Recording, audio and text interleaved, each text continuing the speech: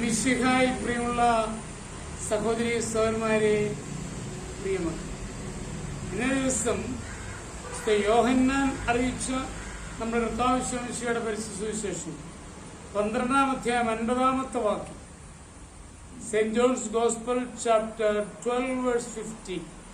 അവിടുത്തെ കൽപ്പന നിത്യജീവനാണെന്ന് ഞാൻ അറിയുന്നു. ഞാൻ പറയുന്നതെല്ലാം പിതാവ് എന്നോട് കൽപ്പിച്ചതുപോലെ തന്നെയാണ്. പ്രിയമുള്ള സഹോദരങ്ങളെ, വളരെ സന്തോഷത്തോടുകൂടി പങ്കുവയ്ക്കലിന്റെ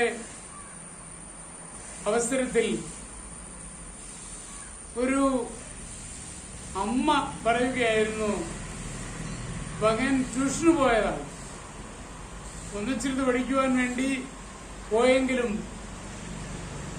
10-ന് നേരത്തെ തന്നെ അവൻ തിരിച്ചെത്തി. അമ്മ ചോദിച്ചു, എന്താ മോനെ ഇന്ന് ക്ലാസ് കൂടാതെ തിരിച്ചു പോന്നോ? അവൻ പറഞ്ഞു, അമ്മച്ചി, കൂട്ടുകാരെല്ലാവരും കൂടെ പ്ലാൻ ചെയ്തുകൊണ്ട് അവരുടെ വീട്ടിൽ അറിയിക്കാതെ അവരൊരു യാത്രയ്ക്ക് പോയിരിക്കുകയാണ്. എന്നെ അവർ വിളിച്ചെങ്കിലും ഞാൻ പോയില്ല.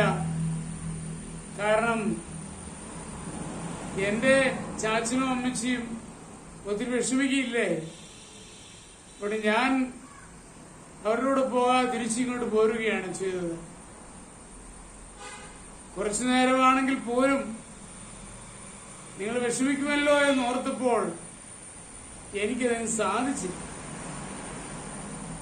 അപ്പോൾ ഈ അമ്മ പറയാണ്, എന്റെ മകനെ ഓർത്ത് എനിക്ക് അഭിമാനം തോന്നിയ നിമിഷമാണ്.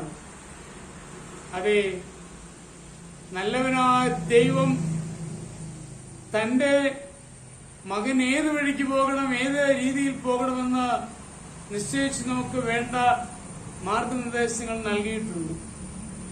ആ പിതാവിന്റെ കൽപ്പനകൾ സ്വീകരിച്ചുകൊണ്ട് അതനുസരിച്ച് ജീവിച്ച പുത്രനെ പോലെ, ഈശോയെ പോലെ നമ്മളും നമ്മുടെ കുടുംബത്തിൽ നമുക്ക് തന്നിരിക്കുന്ന മാതാപിതാക്കളുടെ നിർദ്ദേശങ്ങൾ സ്വീകരിച്ചുകൊണ്ട് അവരെ ആദരിച്ചുകൊണ്ട് ജീവിക്കുമ്പോൾ തീർച്ചയായിട്ടും അത് നമ്മുടെ ജീവിതത്തിന് നന്മ മാത്രമേ വരുത്തുകയുള്ളൂ എന്ന് മനസ്സിലാക്കുവാൻ നമുക്ക് കഴിയണം. ആ ഒരു ബോധ്യത്തോടെ ദൈവത്തിന്റെ മക്കളായി അഭിമാനത്തോടെ ജീവിക്കുവാനുള്ള കൃപാവരം നമുക്കും യാചിക്കും. നമ്മുടെ കർത്താവ് മിശിഹായുടെ കൃപയും പിതാവായ ദൈവത്തിന്റെ സ്നേഹവും പരിശുദ്ധാത്മാവിന്റെ സഹവാസവും പരിശുദ്ധ അമ്മയുടെ മധ്യസ്ഥതയും നിങ്ങളെല്ലാവരോടും കൂടി ഉണ്ടായിരിക്കട്ടെ, എപ്പോഴും എപ്പോഴും എന്നേക്കും. ആമേൻ.